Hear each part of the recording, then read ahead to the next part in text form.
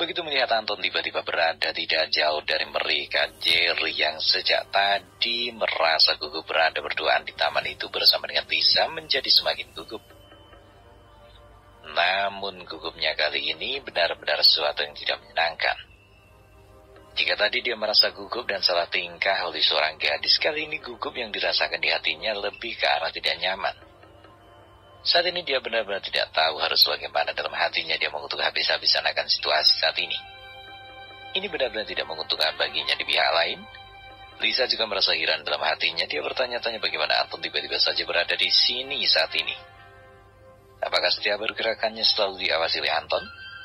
Lisa benar-benar merasa tidak nyaman dalam situasi tersebut. Ini membuat semua merasa muak dengan Anton.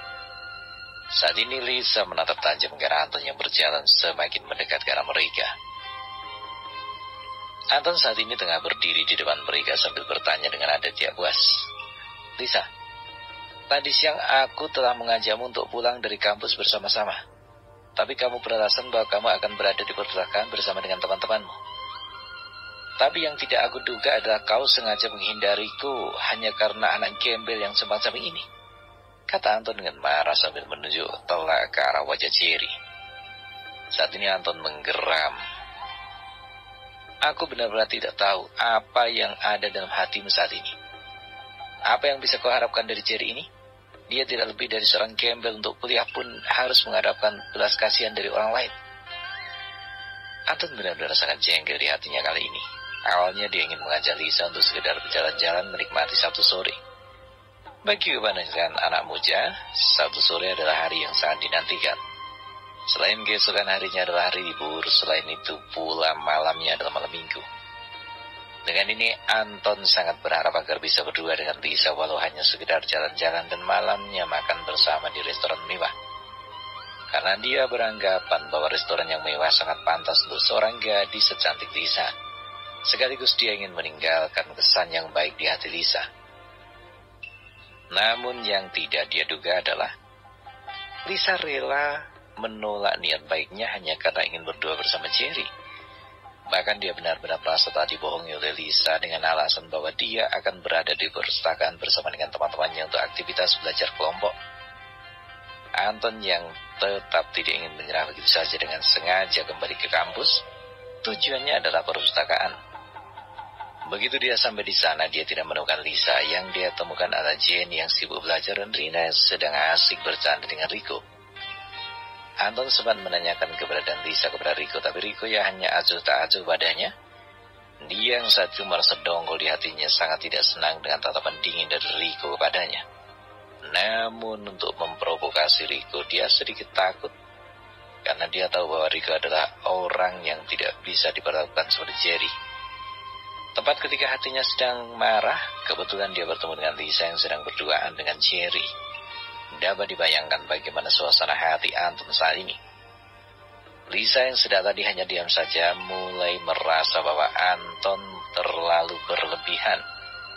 Sambil memandang sinis dia pun berkata, Anton, sejak kapan aku harus melapor terlebih dahulu kepadamu atas apa yang aku lakukan?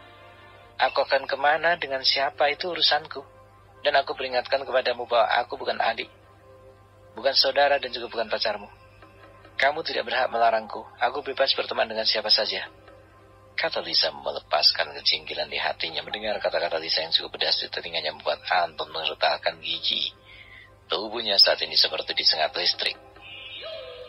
Dengan kemarahan yang meluap, dia mengepalkan tinjunya. Lisa, aku tidak memiliki niat buruk terhadapmu. Aku hanya tidak ingin kau terlalu dekat dengan Jerry. Lihatlah dia. Lihat latar belakangnya. Apakah dia pantas berada berdampingan denganmu yang semua mahasiswa di kampus yang tahu siapa dirimu? Dan juga latar belakang dari keluargamu. Ini seperti langit dan kerak bumi jika dibandingkan dengan mahasiswa miskin seperti ini. Anton pun mengarahkan telunjuknya ke arah Jerry. Dan kamu? Apakah kamu merasa cukup mampu untuk bersaing denganku? Kamu bahkan tidak pantas untuk sekedar menjadi pesuruhku. Lisa yang melihat ujung telunjuk tangan Anton yang hanya beberapa senti lagi mengenai wajah Jerry, segera menamparkan lengan Anton. Anton, aku tidak pernah bermimpi, entah kesalahan apa yang telah aku berbuat sampai aku harus mengenal manusia begitu arogan seperti kamu. Apa kamu merasa bahwa kamu adalah orang yang paling kaya Star Hill ini? Sejujurnya Jerry lebih memiliki kepribadian dibandingkan dengan dirimu. Setidaknya walaupun Jerry itu miskin dan serba kekurangan, namun dia mampu berdiri di atas kakinya sendiri. Dia mampu sampai ke perguruan tinggi dan menjadi pelajar yang memiliki tingkat nilai di atas rata-rata. Sedangkan kamu hanya bisa berkuar-kuar akan harta yang dimiliki oleh keluargamu. Itu adalah milik orang tuamu dan bukan hasil jerih payahmu. Aku secara pribadi masih sangat mengagumi sifat Jerry. Dia berangkat dari keluarga yang tidak mampu, akan tetapi dia bisa sampai ke perguruan tinggi. Dan yang membuat dia istimewa adalah dia masuk ke universitas berkat prestasinya yang tinggi. Bukan hanya dia satu-satunya mahasiswa yang langsung dihantar oleh gubernur dan wali kota ke kampus ini. Prestasi apa yang kamu banggakan dengan bersaing dengan Jerry? Selain bangga akan pengaruh ayahmu di kota ini? Lisa berkata dengan berapi-api. Mendengar perkataan Lisa yang begitu merendahkannya membuat Anton merasa seperti hatinya bagian diremuk ribuan banteng.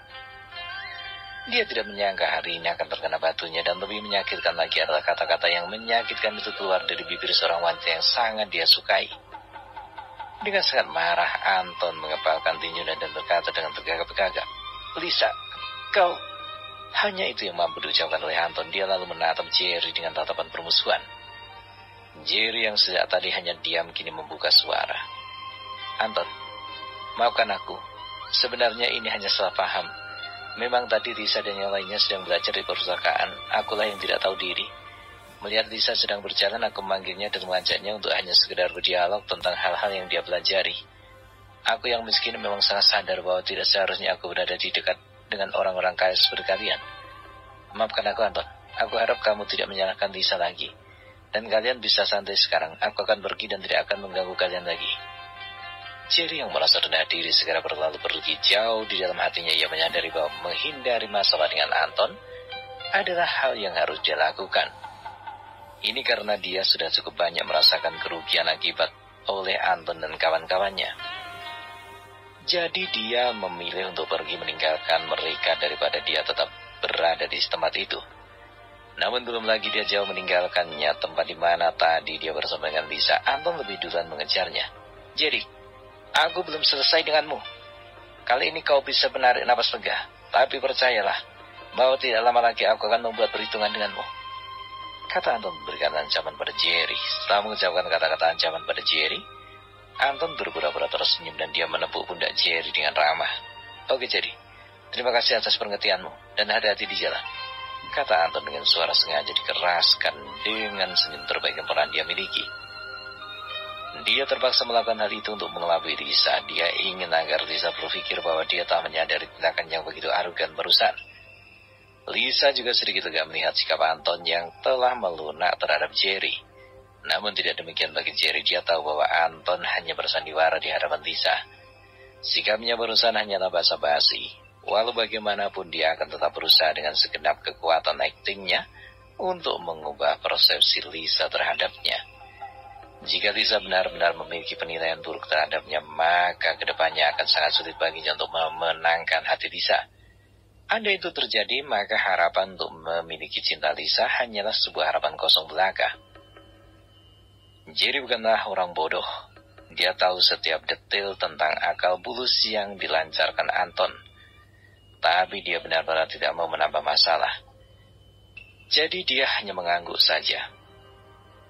Dan tersenyum sumbing segera berlalu pergi dari situ. Setelah Jerry pergi meninggalkan mereka, Anton segera mutar badan memandang ke arah Lisa dengan tersenyum yang dia rasa cukup manis.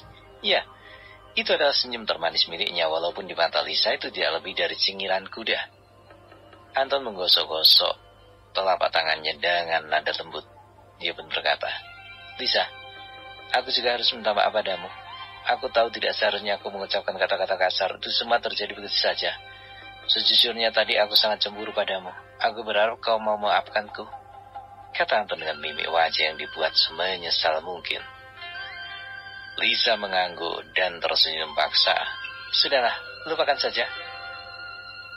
Oh ya, aku akan kembali ke perpustakaan untuk menemui Jenny dan Rina. Lalu kami akan pulang bersama," kata Lisa mencoba untuk menghindari Anton. Mendengar ini, Anton yang takut bahwa Lisa akan bertemu kembali dengan Jerry segera menawarkan diri menemani.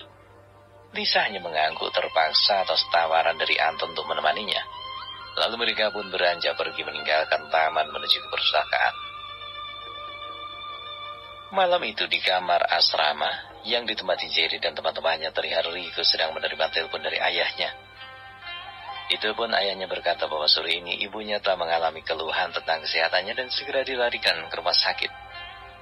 Mendengar kata-kata ayahnya mengatakan bahwa ibunya sedang sakit, membuat Rico yang sedang kembali dari perpustakaan sangat ceria langsung berubah drastis. Dia terlihat menjadi gugup. Dengan cepat dia melangkah keluar dari kamar menuju ke bagian teras asrama. "Ayah, sejak kapan ibu mengalami masalah pada kesehatannya?" tanya Rico dengan dada berdebar-debar. Di seberang telepon ayahnya pun menjawab, "Sebenarnya ibumu telah lama mengalami penurunan kesehatan. Dia selalu merasakan sakit di bagian pinggang. Namun ketika ditanya, dia selalu mengatakan tidak apa-apa. Dan itu terjadi hampir setiap hari selama beberapa bulan belakangan ini. Kamu pasti sangat paham tentang ibumu. Dia tidak ingin membuat kami khawatir, apalagi dia memikirkan pendidikanmu. Walau bagaimanapun, dia ingin kamu belajar dengan sungguh-sungguh. Jadi untuk itu, dia tidak ingin menimbulkan kekhawatiran. Dia selalu akan menyembunyikan penyakit yang dia derita," katanya Rico berbicara melalui sambungan telepon. Saat ini Rico benar-benar merasakan kegelisahan menghantui pikirannya. Dia tahu bahwa ibunya adalah wanita yang sangat kuat. Dia tidak akan mengatakan apapun selagi dia masih bisa menahannya. Namun jika ibunya tak masuk rumah sakit, maka dapat dipastikan bahwa penyakit ibunya benar-benar serius. Rico kembali bertanya pada ayahnya, "Ayah, menurutmu apa sebenarnya penyakit yang diderita ibu?" Saat ini di seberang telepon, Rico mendengar suara tarikan napas yang sangat berat, namun tetap menjawab pertanyaan Rico. "Saat ini ayah tidak bisa memastikan penyakit yang diderita oleh ibumu, karena dokter baru saja melakukan pemeriksaan. Sekarang ini aku hanya bisa menebak dari apa yang biasa aku lihat tentang ibumu, bahwa dia sering mengeluh kesakitan di pinggang. Hal yang sangat mungkin adalah bahwa ibumu kemungkinan besar mengalami gagal ginjal," kata ayah Rico mengemukakan kekhawatirannya. Mendengar ini, Rico pun sangat terkejut. Dia merasa seperti disambar petir. Dia tahu apa itu gagal ginjal. "Rico, walau bagaimanapun ini hanyalah prediksi ayah saja. Kita masih harus menunggu hasil pemeriksaan dari pihak rumah sakit.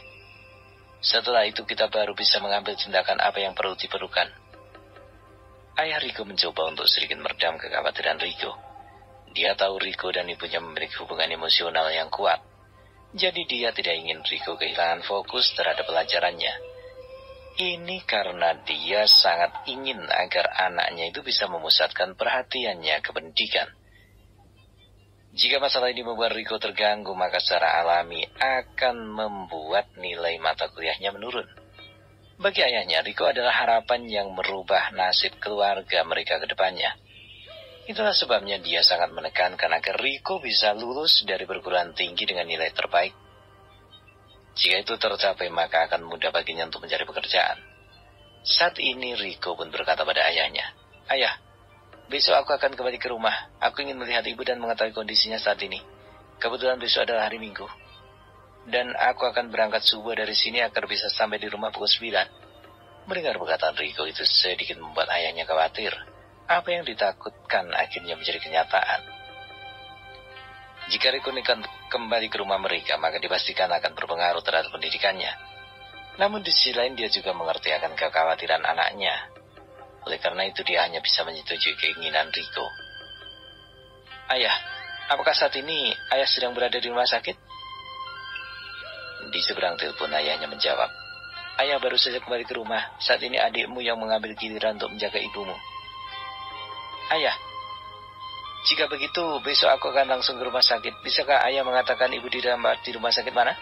tanya Rico ingin mengetahui rumah sakit mana yang ibunya dirawat.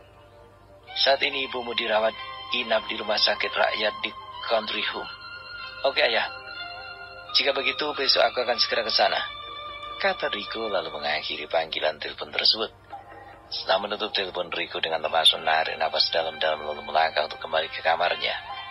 Saat masuk ke kamar, dia melihat Daniel, Ryan, dan Jerry sedang duduk bersama membicarakan sesuatu. Rico tidak tertarik untuk bergabung dengan mereka, lalu tanpa banyak bicara dia pun segera menuju ke tempat tidur untuk segera tidur agar besok dia bisa bangun lebih awal agar tidak ketinggalan bis pertama jurusan Sentry Home. Saat ini tidak ada yang begitu mempedulikan selain Jerry. Tapi Jerry tidak berusaha untuk bertanya. Dia mengira bahwa Rico paling hanya sedikit lelah karena setiap sore harus belajar secara berkelompok dengan Rina dan teman-temannya.